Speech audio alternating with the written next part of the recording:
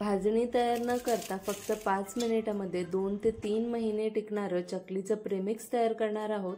त्याचबरोबर त्या प्रेमिक्सपासून तेलकट न होणारी, कधीही न फसणारी आणि महिनाभर टिकणारी खुसखुशीत अशी चकली आज आपण बनवणार आहोत।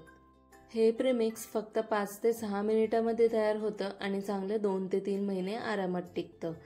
प्रेमिक्स बनवून ठेवलं तर तुम्हाला हवं तेव्हा तुम्ही हे प्रेमिक्स वापरून चकली बनवू शकता। तर आज आपण उकड काढून ही चकली तयार करणार आहोत। तर चला रेसिपीला सुरुवात करूया।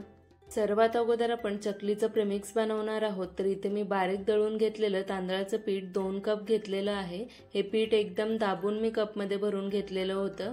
हे पीठ आपण चाळून घेऊया। हे प्रेमिक्स बनवायला खूप वेळ लागत नाही, झटपट तयार होतं। तर तुम्ही बनवून ठेवलात तर कधीही तुम्ही हे वापरू शकता। त्यानंतर मी इथे भाजलेल्या चण्याची डाळ घेतलेली आहे, याला डाळ्या सुद्धा म्हटलं जातं। तर हे 1 कप घेतलेलं आहे। ज्या कपने आपण 2 कप पीठ घेतलेलं आहे तांदळाचं, त्याच कपने या डाळ्या भरून आपल्याला घ्यायच्या आहेत आणि ही डाळ जी आहे मिक्सरच्या भांड्यामध्ये घालून बारीक पावडर करून घ्यायची आहे। भाजलेल्या चण्याची डाळ इथे मी छान अशी वाटून घेतलेली आहे आणि बारीक पावडर करून घेतलेली आहे। ही पावडर करताना खूप जास्त वेळ लागत नाही, 1 ते 1.5 मिनिटात छान अशी बारीक पावडर तयार होते।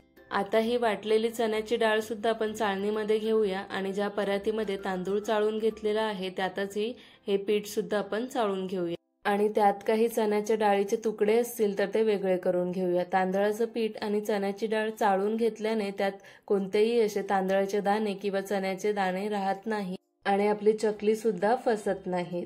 चकलीला एकदम चविष्ट बनवण्यासाठी इथे काही साहित्य वापरूया। तर इथे मी 1 चमचा घेतलेला आहे काळे तीळ, 1 चमचा सफेद तीळ, 1 छोटा चमचा मी घेतलेला आहे ओवा। ओवा आपल्याला हातावर छान असं घासून घ्यायचा आहे, म्हणजे त्याचा पूर्ण फ्लेवर आहे तो या चकलीमध्ये छान उतरतो। त्यानंतर इथे घालूया आपण लाल मिरची पावडर। ही तिखटवाली लाल मिरची पावडर आहे आणि इथे मी 2 चमचे लाल मिरची पावडर घालणार आहे। त्याचबरोबर चिमूटभर हिंग, 1 चमचा धणे पावडर, 1 चमचा अख्खा जिरे घालायचा आहे आपल्याला, याच्या जागी जिरे पावडर घालू शकता, चिमूटभर हळदी पावडर आणि चवीनुसार मीठ। आता हे सर्व साहित्य जे आहेत ते आपल्याला स्पॅच्युलाच्या साहाय्याने छान एकजीव करून घ्यायचे आहेत आणि हे प्रीमिक्स इथे आपलं तयार झालेलं आहे। हे प्रीमिक्स तुम्ही हवाबंद डब्यामध्ये भरून ठेवू शकता आणि जेव्हा तुम्हाला चकली करायची असेल तेव्हा याची उकड काढून किंवा गरम पाण्यामध्ये मळून छान याची खुसखुशीत चकली तयार करू शकता। तर हे प्रीमिक्स जे तयार केलेलं आहे आपण इथे एका भांड्यामध्ये काढूया आणि आता चकली तयार करण्यासाठी इथे आपण उकड काढून घेणार आहोत। त्यासाठी मी गॅसवर एक पातेलं ठेवलेलं आहे। त्यात आपल्याला ज्या कपने आपण पीठ घेतलेलं होतं आणि डाळ घेतलेली होती त्याच कपने आपल्याला 3 कप पाणी घालायचं आहे आणि त्याचबरोबर 1 टेबलस्पून बटर घालायचं आहे। तर इथे बटर मेल्ट झालेलं नाहीये म्हणून मी 1 टेबलस्पून इतकं घातलेलं आहे। मेल्ट झाल्यावर ते तितकंच होणार आहे आणि पाण्याला छान उकळी येऊ द्यायची आहे। पाण्याला उकळी झाल्यानंतर बटर छान मेल्ट झालेलं आहे, ते सुद्धा छान स्पूनच्या साहाय्याने एकजीव करून घेऊया। त्यानंतर आपण हळूहळू करून हे प्रीमिक्स जे आहे ते यात घालूया। तर मी इथे अर्धच प्रीमिक्स घातलेलं आहे आणि इथे आपल्याला कालथीच्या साहाय्याने जो खालचा भाग असतो त्याने याला छान असं मिक्स करत राहायचं आहे। त्यानंतर पुन्हा उरलेलं जे प्रीमिक्स आहे ते सुद्धा सर्व घालायचं आहे आणि छान हे साहित्य सर्व एकजीव करून घ्यायचे आहेत।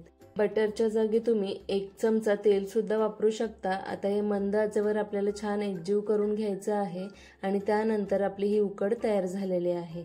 2 कप तांदळाचं पीठ आणि 1 कप चण्याची डाळ ह्यासाठी परफेक्ट 3 कप इथे पाणी घेतलेलं आहे, याने उकड अजिबात बिघडणार नाही।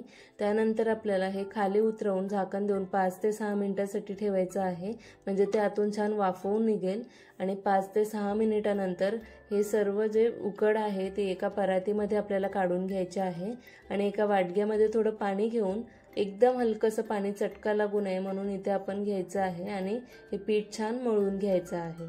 उकड हलकीशी गरम असतानाच आपल्याला मळून घ्यायची आहे। जर पूर्णपणे थंड केली तर ती छान मळली जाणार नाही, त्याचा गोळा तयार होणार नाही, जास्त मेहनत घ्यावी लागेल। त्यामुळे हलकीशी कोमट करा किंवा गरम गरम मळून घ्या।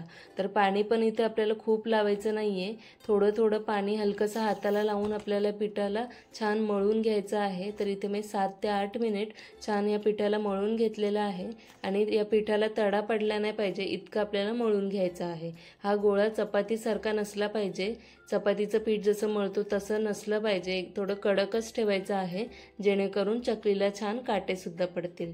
तर इथे आपण आता या चकलीच्या साच्याला तेलने ग्रीस करून घेतलेलं आहे आणि चकलीची जी चकती असते त्याला सुद्धा तेलाने ग्रीस करून ती साच्यामध्ये घातलेली आहे। त्यानंतर एक छोटा गोळा घ्यायचा आहे आणि पुन्हा 2 ते 3 मिनिट मळून छान गोळा तयार करून आपल्याला हा गोळा जो आहे तो साच्यामध्ये भरून घ्यायचा आहे। तर इथे थोडं कमी पडलं म्हणून मी पुन्हा थोडंसं मळून घेतलं आणि छान दाब देऊन भरून घ्यायचं आहे। फुल भरायचं नाहीये, थोडीशी जागा आपल्याला ठेवायची आहे। जर एकदम फुल पॅक भरून घेतलं तर चकली जी आहे ती होणार नाही, म्हणजे खाली पडणारच नाही पीठ, त्यामुळे हलकीशी जागा आपल्याला ठेवायची आहे। आता मी इथे एक ताट घेतलेला आहे, त्यावर आपण चकल्या पाडून घेऊया। पहिला जो वेढा आहे तो व्यवस्थित आपल्याला दाबून गोल करून घ्यायचा आहे आणि त्यानंतर एकदम जवळ चिटकून आपल्याला या चकलीला वेढे करून घ्यायचे आहेत। चकलीला वेढे घालताना जर तुम्ही ते लांब लांब घातले तर चकली जी आहे ती तेलात घातल्यानंतर लगेचच सुटेल, त्यामुळे तुम्हाला जवळ या चकलीला वेढे करून घ्यायचे आहेत। आणि शेवटचा वेढा सुद्धा आपल्याला हाताच्या साहाय्याने चिटकवून घ्यायचा आहे, नाहीतर चकली तेलामध्ये सुटेल।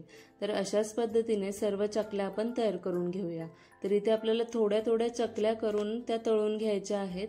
चकल्या जर तुम्ही बनवून ठेवल्यात आणि त्या अर्धा तास किंवा 1 तास तशाच ठेवून दिल्या तर त्या लगेच तेलामध्ये सुटतात, त्यामुळे ही टिप लक्षात ठेवा। चकली जशी तुम्ही कराल तशी तुम्ही लगेच ती तेलामध्ये तळून घ्या। तर इथे मी काही चकल्या तयार केलेल्या आहेत, त्या अगोदर तळून घेणार आहे, त्यानंतर पुढच्या तयार करणार आहे। चकली तळण्यासाठी तेल व्यवस्थित गरम होणं खूप महत्त्वाचं आहे। तर मी एक चकलीचा तुकडा घातलेला आहे, तर तो 1 ते 2 सेकंदातच वर येतोय, म्हणजे चकलीचं तेल जे आहे ते परफेक्ट गरम झालेलं आहे। कढई किती पसरट आहे आणि त्यात किती तेल आहे त्यानुसारच तुम्हाला इथे चकली घालायची आहे, सुटसुटीत घालायची आहे। तर इथे जितकी जागा आहे त्यानुसार मी इथे 2च चकल्या घातलेल्या आहेत, कारण चकली तळताना जितक्या सुटसुटीत तुम्ही तळाल तितक्या त्या छान तळून तयार होतील। तेलात चकली घातल्यानंतर ती लगेच पलटायची नाही, जरा सेट होऊ द्यायची, कारण ती घातल्या नरम असते आणि पलटायला गेलो तर त्याचे तुकडे होतील, ती तुटेल आणि तेलामध्ये सुटेल। त्यामुळे आपल्याला ती 1 मिनिट तरी अशी सेट होऊ द्यायची आहे, त्यानंतरच त्याला चमच्याच्या साहाय्याने पलटी करून घ्यायचं आहे। अगोदरच केलं तर ती तुटेल। आणि त्यानंतर चकली आलटून पलटून दोन्ही बाजूने छान सोनेरी रंगाची होईपर्यंत आणि कुरकुरीत होईपर्यंत मीडियम फ्लेमवर फ्राय करून घ्यायचे आहे। आणि जेव्हा चकलीचे बुडबुडे कमी व्हायला लागतील तेव्हा चकली आपल्याला टिश्यू पेपरवर काढून घ्यायची आहे। चकली तळताना तेल व्यवस्थित गरम होणं खूप महत्त्वाचं आहे। त्याचबरोबर जर तुम्ही चकली तळताना गॅसची फ्लेम कमी ठेवली तर चकली पूर्णपणे तेलकट होईल, जर जास्त गॅसची फ्लेम ठेवली तर चकलीचा रंग पटकन बदलेल। त्यामुळे हलकासा सोनेरी रंग येईपर्यंत आपल्याला आणि कुरकुरीत होईपर्यंत मीडियम फ्लेमवरच चकली तळून घ्यायची आहे। चकली अजिबात तेलामध्ये सुटलेली नाहीये किंवा अजिबात तेलकट झालेली नाहीये, छान खुसखुशीत अशी तयार झालेली आहे। तर ही चकली पूर्णपणे थंड करून हवाबंद डब्यामध्ये भरून ठेवा, महिनाभर टिकेल। भेटूया पुढच्या नवीन व्हिडिओ सोबत।